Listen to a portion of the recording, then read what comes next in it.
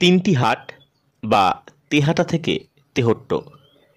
বর্তমানে এই তেহট্ট একটি মহকুমা শহর।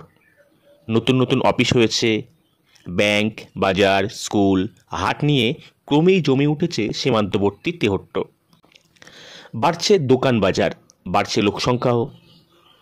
দেশ বিভাগের আগে তেহট্ট ছিল মেহেরপুর মহকুমার অধীন, আজ নিজেই সে মহকুমা।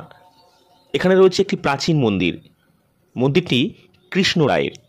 এটি তৈরি করেছিলেন মহারাজা রুদ্র রায়।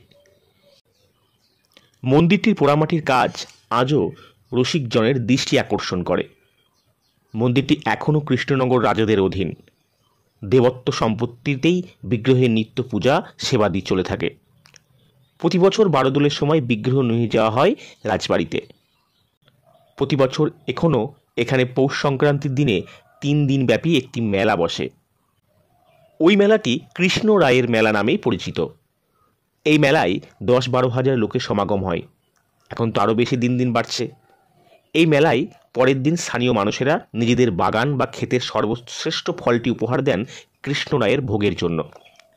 কৃষ্ণ রায়কে তেহট্টের মানুষেরা খুব জাগ্রত দেবতা বলে মনে করে। এই জোড়া বাংলা মন্দিরের কৃষ্ণ রায় কিন্তু একা একাই থাকেন সঙ্গীহীন হয়ে। পাশে রাধিকা নেই, কেউ নেই।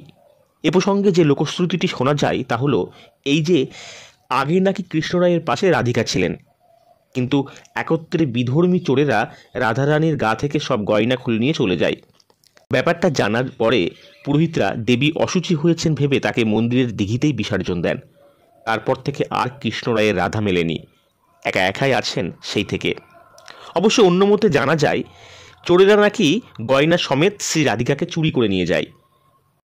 কোন লোকশ্রুতিটি যে সত্য আজ বিচার করা কঠিন।